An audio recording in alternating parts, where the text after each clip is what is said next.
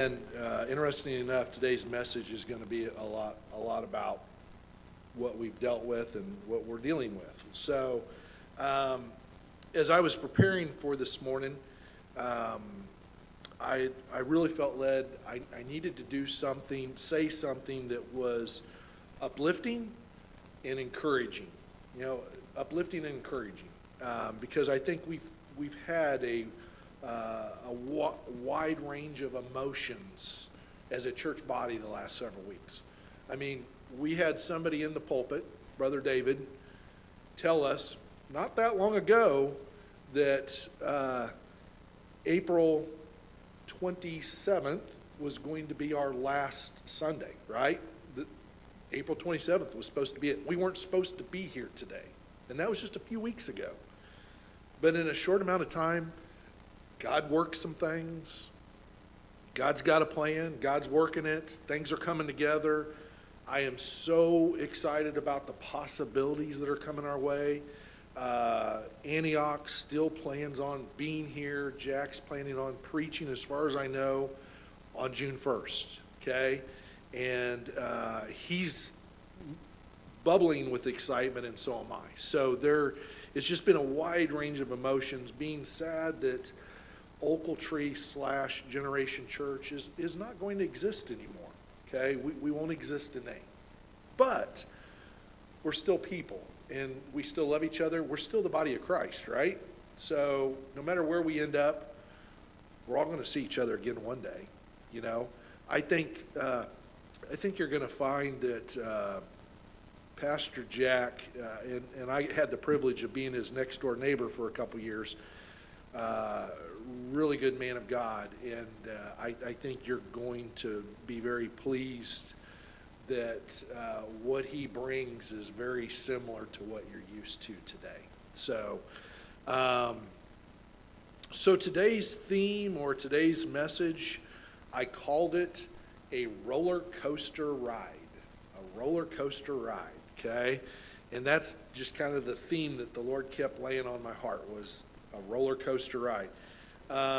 And so the first thing I thought of when you think of roller coasters, I think of Worlds of Fun, right? Worlds of Fun has a variety of roller coasters there, okay? Now, I'll be honest, I'm not a big roller coaster guy. I kind of liked them a little more when I was younger. As I get older, not so much. There's been some times where my kids have had to beg me to actually join them on a ride. So, not a fan of them. So, as I think of Worlds of Fun, though, there are 3 roller coasters that come to mind. The first one is the Mamba. Have you all heard of the Mamba?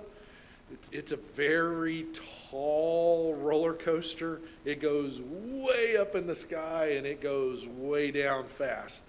And for those that want the thrill of a roller coaster, it'll do a lot of things to your stomach, right?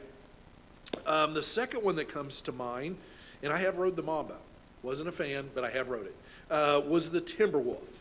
The Timberwolf, the best way I can describe it, it's fast, it's hard, it's rough, it just beats the snot out of you. I don't know why anybody would enjoy that ride, but some do, right? Okay. And then the third one is one I kind of like, and I probably would even ride it today, and that's the Zambezi Zinger. Okay. It's kind of somewhere right in the middle of the road, right? It takes you up a little ways, but not too high. You get to do a little curves and stuff, but not too much that you feel like throwing up. But it's kind of an enjoyable ride. And so as I thought about these 3 examples, that's kind of like the ride we've all been on, let's face it. Whether at home in your home life, or whether church in your church life. Life is a roller coaster. It is. If you thought becoming a Christian was going to be like riding the train at Worlds of Fun, just nice, flat, steady pace, you can feel the breeze and just look at all the rides and just enjoy it. It's just a nice, smooth ride. That's not the Christian life. It's not. It's a roller coaster. It's up. It's down. It can be way up. It can be way down. It can be fast turns.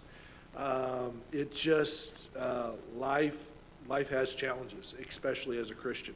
God did not promise that once you became a Christian, it's smooth sailing. In fact, he warned us there'll be trials and tribulations, right?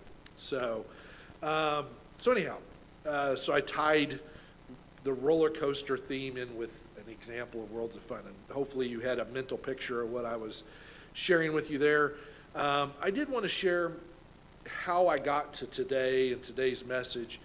I've been trying to read through the Bible in a year, and I have an app on my phone, and I'm doing the plan called Chronological. Now, I've read straight through. I did that once in my life, and I'm ashamed to admit it was 30 years ago. I've not read through the Bible in a year since then, but I determined back in December this was going to be the year. I'm happy to report I'm still on track. I'm, in fact, one day ahead. So I know I got a long ways to go, and I have failed before. I have failed before many times. You know, I'll get to day 30, or I'll get to day 60 or day 90, and I just fall off the wagon. I have, but I'm hoping and praying this is the year I do it for the second time. So this would be time number 2 in a year.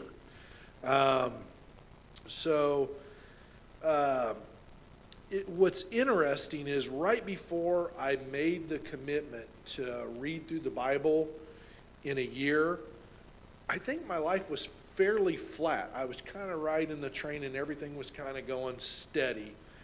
And since I made that commitment, it has been the Mamba. That's all I can say.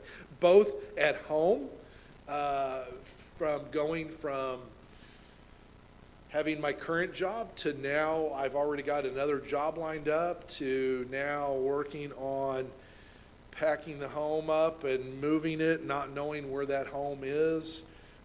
It's just, and then having my daughter graduate in just a few days, and her going off to college. It has just been a whirlwind of emotions, a whirlwind, and then everything with the church. And I can't tell you how many times and hours I've spent with Brother LJ, Brother David, and Miss Nell, trying to figure out where we're going. It's just been a whirlwind. But through it all, I can see God working. And that's what's amazing. When I pause and focus on God, I can see Him bringing it all together. Now, at the time, there's been some places I'm like, God, what were you thinking? But when I truly focus on Him, I can see He's pulling it all together, okay? And so I'm reading through the Bible right now, and I've spent a lot of time on the study of, on the life of David. So today's focus is actually going to be, I'm going to go through a lot, I'm going to jump really fast through the 1 Samuel, but it's going to be on the early life of David. And if you want an example for a roller coaster, oh my goodness, David's life is a great example of a roller coaster. Until I started mapping it out, going, oh, here's kind of a key event in his life. Oh, well, look what happened here. Oh, what happened here? It is just a war. If you think you're having a tough day, go back and read about David. You will be encouraged that it could be worse, okay? Now, I'm a numbers guy. I say this a lot. I even have a T-shirt that says, I'm a numbers guy, okay? So I'm a numbers guy. I am the treasurer here at the church. I'm the treasurer for the Spring Hill Education Foundation. I'm also the treasurer for the school district. So I wear a lot of treasure hats. I deal with numbers all the time. But I do have an interesting number for you today. I did a search on whose name is mentioned most in the Bible. Now, depending on what version you use, the number changes. But I did King James Version. And so if I were to ask you whose name's number one on the list, who would automatically come to mind? God or Jesus, as far as person, Jesus. God is number one as far as the overall title. But as far as people who walked on this planet, you would think Jesus was number one. But I went to my Blue Letter Bible app and put in Jesus, and it pulled up 942 scriptural references. Okay? When I put in David, it came up with 968. I was kind of shocked. Now, I think some of those Davids are not the David we're going to be, King David that we're going to talk about today. But I think if you would strip out all the other ones, I think the number drops to 895 was somebody else's research. So I will say David's probably number 2 on the list behind Jesus. And, of course, God's just up there. God's tops. But he is ahead of Moses. I would have almost picked Moses was actually 3rd. So here we go. We're going to focus on the life of David before he became king. And I'm going to share with you kind of the vision I had as far as the roller coaster he was on. So I have, normally I try to write out a lot of what I'm going to say. Today, I have a list. We're just going to go through the list, okay? It's going to probably feel more like a Bible study than maybe a message, but hopefully you can find the message within the Bible reading. So I'm a big believer,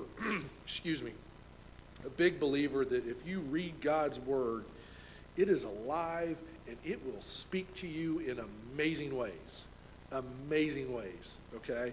And so as I was reading through the life of David, it just blew me away. Everything he went through, everything he experienced. Today we're going to start in 1 Samuel 16, and I'm going to read verse 1. So if you want to follow along, we're just going to start jumping through the book of Samuel. But we start everything off with 16:1, and I gave a title to each step we're going to take. And so my first title is God Has a Plan, okay? God has a plan. Now that'll preach all by itself, but we're just going to spend a moment on that. God has a plan. Here we are, 1 Samuel chapter 16, verse 1. And the Lord said unto Samuel, How long wilt thou mourn for Saul, seeing I have rejected him from reigning over Israel? Fill thine horn with oil, and go.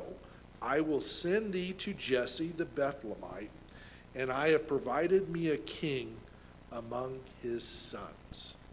So we don't know yet who that is, but spoiler alert, it's David. But here we are. We've got God's plan laid out to Samuel. He is about to go and anoint David as a very young man as the next king of Israel. So interesting way to start out. So he's going to get anointed. So let's jump, still in chapter 16. We're going to go to 11, verse 11. And we're going to read 11 through 13. Okay? And it says, And Samuel said unto Jesse, Are here all thy children? And he said, There remaineth yet the youngest, and behold, he keepeth the sheep. And Samuel said unto Jesse, Send and fetch him, for we will not sit down till he come hither. And he sent and brought him in. Now he was ruddy, and withal of a beautiful countenance, and goodly to look at.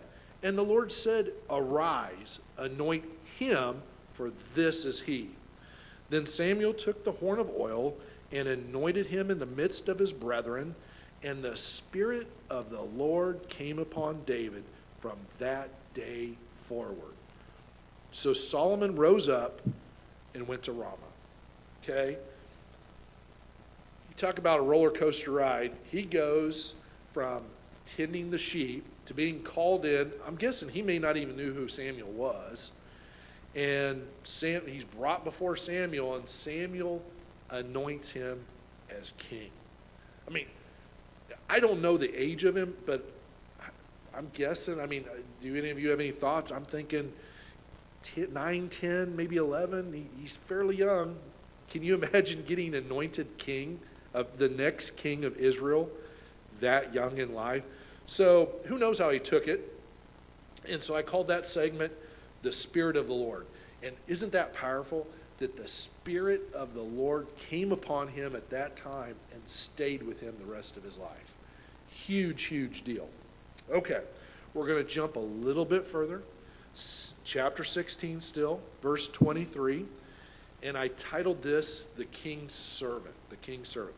So, verse 23, it says, "And it came to pass, when the evil spirit from God was upon Saul, that David took a harp and played with his hand. So Saul was refreshed and was well, and the evil spirit departed from him."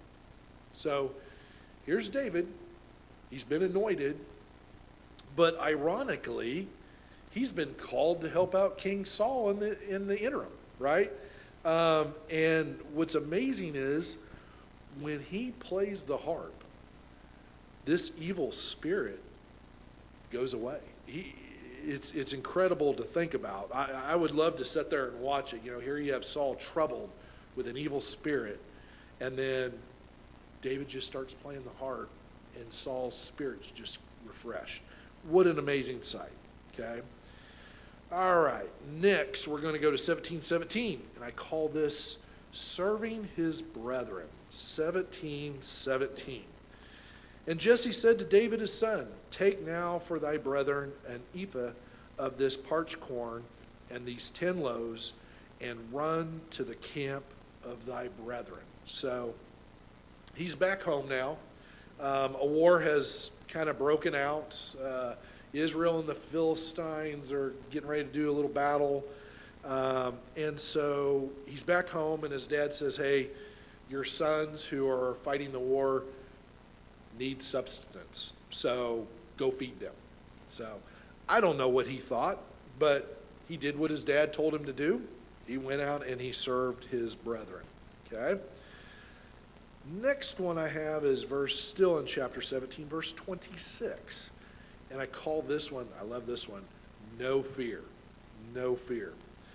And so 26 reads, "And David spake to the men that stood by him, saying, What shall be done to the man that killeth this Philistine?" We're talking about Goliath. "And taketh away the reproach from Israel.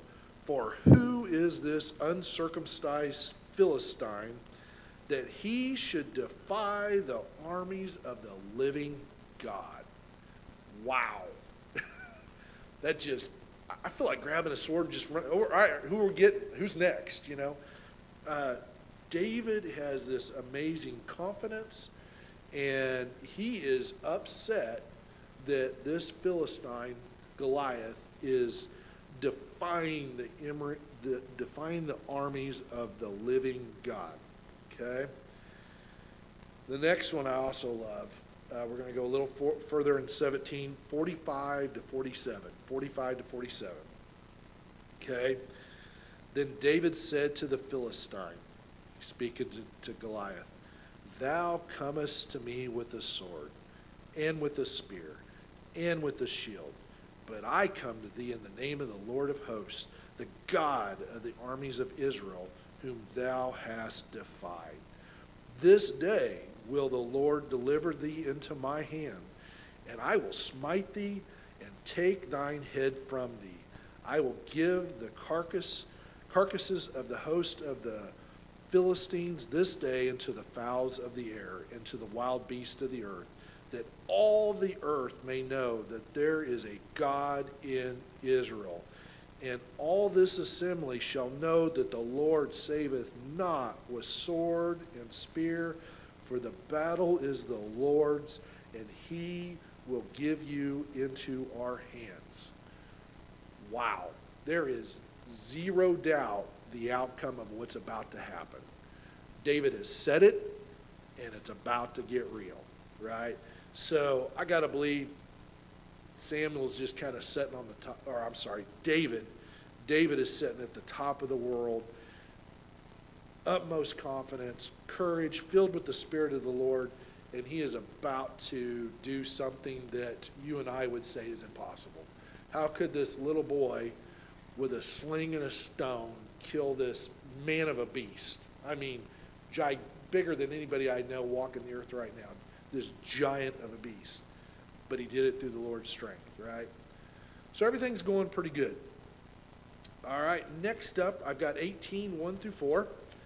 And I call this one Bond of Brothers. Bond of Brothers. And so 18 verse 1 through 4 reads, "And it came to pass, when he had made an end of speaking unto Saul, that the soul of Jonathan was knit with the soul of David.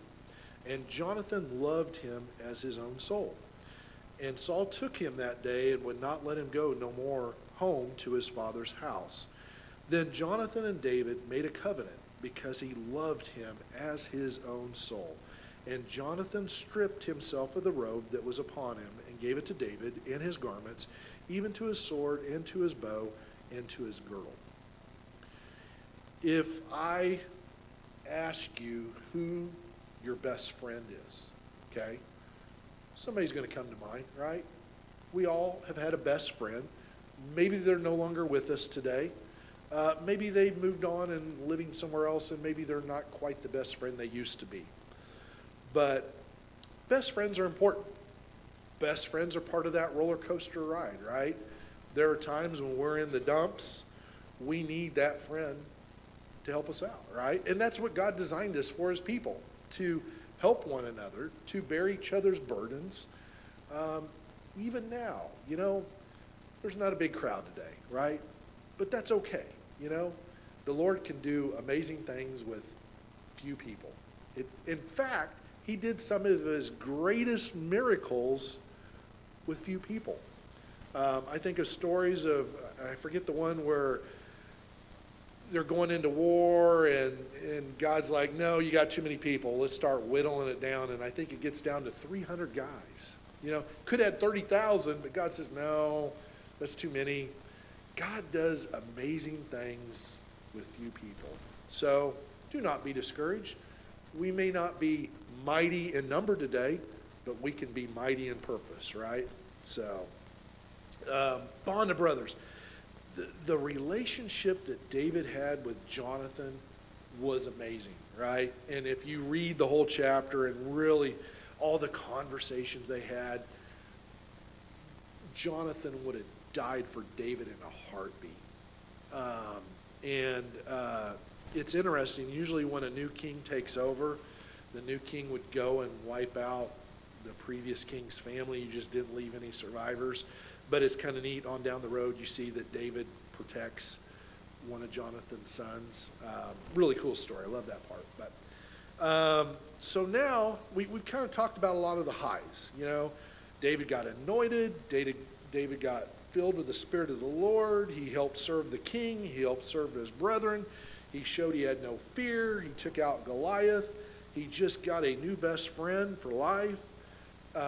Things are going pretty good, but things kind of take a turn. Okay, let's go to chapter 18, 10 and 11.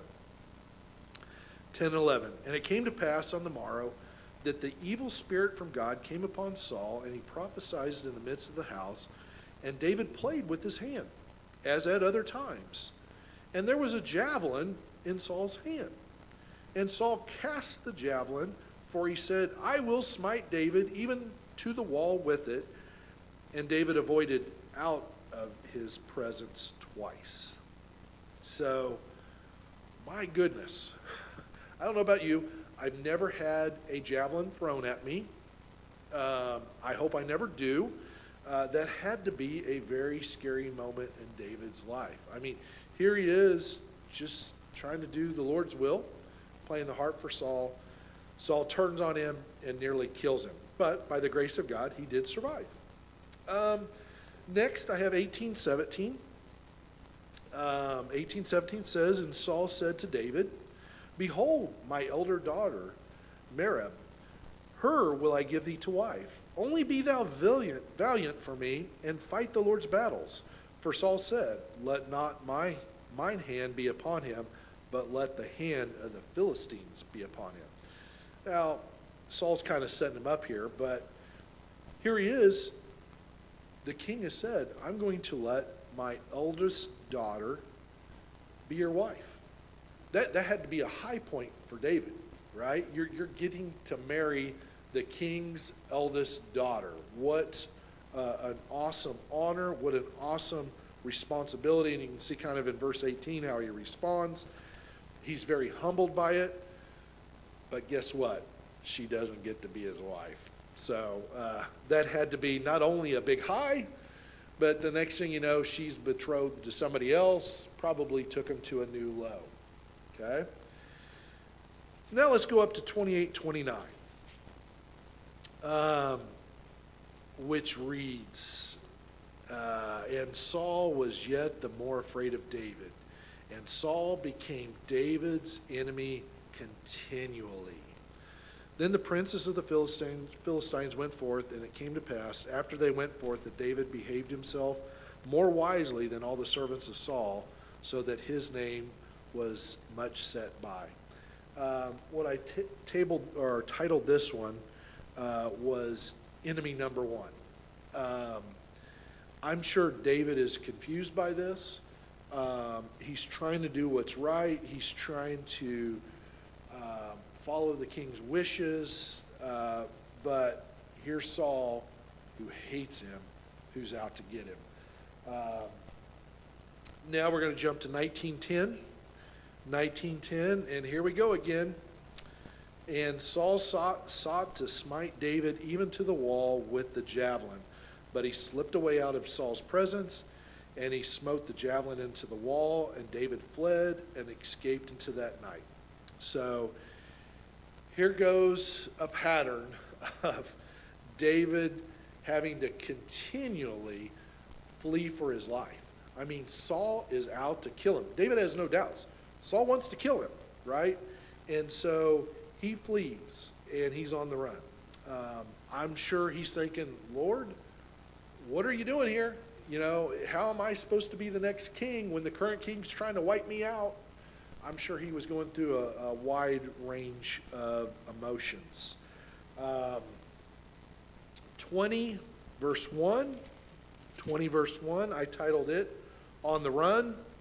And so it says, and David fled from Naioth in Ramah, and came and said before Jonathan, what have I done? What is my iniquity? And what is my sin before thy father, that he seeketh my life? So here he is, David is pleading with his best friend, going, tell me, what did I do to your dad? He's trying to kill me. He was stressed out. He was confused. He was frustrated. He went to his best friend, right, for help. And so here again, he's on that roller coaster ride. And next I have 20 verse 41. 20 verse 41. I call this one Broken Fellowship. Verse 41 says, and as soon as the lad was gone, David arose out of a place toward the south, and fell on his face to the ground, and bowed himself 3 times, and they kissed one another, and wept with one another, until David exceeded. So, as you know, up to this point, David is trying to stay in the graces of Saul. Jonathan keeps telling him, no, my dad's not trying to kill you, but he proves once and for all, yes, he's trying to kill you. Jonathan acknowledges that, yes, your life's in danger, and they know now they have to go their separate ways. And so this was had to have been an extremely difficult time in David's life, where he had to leave his best friend behind because it was life or death. So very sad to see him go. I'm short on time today, so I'm going to wrap things up, and I'm going to cut to the chase. So you see David do a lot of things. One thing that amazes me is that David actually is in his process of running away from Saul, actually goes and lives with the Philistines. He wiped out Goliath and ends up going and living with them. It just blows my mind away. And not only does he live with them, he proves his worth while living with them, right? he goes and fights some battles, and the king that he's under acknowledges that he's been blessed by God, and they have no problem, even though here's this Israelite wanting to live with them. They're good with it. But then there comes this big war between the Philistines and the Israelites, and David's ready to go to battle. He's excited about it. But the leaders of the Philistines say, isn't this David that the Israelites bragged about? You know, Saul had his thousands, but David had his 10,000s. We don't trust that guy. He's not our friend. He's not a Philistine. He can't go to battle with us. So David and his men are told, guys, sorry, you guys sit on the sidelines. This war's not for you. And so he sits on the sidelines. He's very disappointed by that fact. I'm not sure what he was going through, but again, another setback in life. And then if you recall Ziklag, where he returns back home, which is in the land of the Philistines, and his family and everything's gone. It's been raided. And there comes a point where the people with him are ready to stone him and kill him because this happened under his watch. And David goes to the Lord. The Lord says, don't fear. Everything that's been taken from you is going to be restored. And sure enough, it happens just like God said it would. But David was fearful for a brief moment in time. He was going to get stoned. And so as I wrap up this morning and think about the life of David and all that he experienced, all that he went through, the battles he fought, the arranged marriage that fell through, the best friend he had to leave behind, the living in enemy territory, to being rejected by the enemy, not being able to fight for them, to losing his wives and all his substance, thinking it was all gone, and then God restoring it. He was on a roller coaster. I mean, and this is before he became king. You think the roller coaster ends here? It just starts. It gets worse. He gets in a situation where, later in life, trying to pass off the kingdom, and his sons are fighting amongst it. Trust me, the roller coaster ride just started. So today was kind of a teaser. If you want to know more about the roller coaster ride of David, you know where to go. And it is some good reading. Because when I got to this part of the Bible, I actually got ahead in my reading. I was like, I can't stop here. This is exciting. And I kept reading. So I got 5 or 6 days ahead. Then the fish started biting, and I fell behind again. So anyhow, that happens, right? That happens. So anyhow, I hope you can see today that, we're all on a roller coaster. We are individually. We are as a church. There's going to be highs. There's going to be lows. There's going to be rapid spins, but there's going to be some peace too. I just want to say, God is in control. God has a plan. God has a purpose. We just got to turn to Him when it gets rough. Got to turn to Him when it gets rough, right? And so I am very excited about the future of this property. Okay, I am very excited what's coming ahead. There's just too many things that God put together for it to be just coincidence, right? We had several churches that wanted to take over this place that were not like-minded, in my opinion. But the one that was like-minded, in my opinion, by a circumstance event said, hey, we heard that you were selling your property. We may be interested. And lo and behold, it just keeps falling together. And I think June 1st, you're going to see a new chapter in this property. Okay? We're the church. We can go wherever, right? We're all brothers and sisters. Not everybody's going to stay here, and that's okay. You got to go where God leads you to. But I feel like this church property is about to be inhabited by a body of believers that love the Lord, that are like-minded, that are looking to do great things. And I know some of you are going to stay and be part of that. I plan to stay and be part of that for a period of time. Unfortunately, the Lord is calling me somewhere else, and my journey will happen. My long-term journey will happen elsewhere, but it's going to be exciting to at least see that we're not ending what I believe on a sad note. A few weeks ago, it was a sad note. I was torn up. I was angry. I went through the gamut of emotions, like LJ mentioned earlier. Lots of emotions. And I was like, Lord, why? I mean, we tried to do this, we tried to do that, we tried to do this, and it just, why did it all fall apart? I think here in another month or two, you're going to see why. God had another plan. We didn't see it then. We didn't know it then. But God had another plan. So, anyhow, with that said, I will go ahead and let's go ahead and do our closing song today.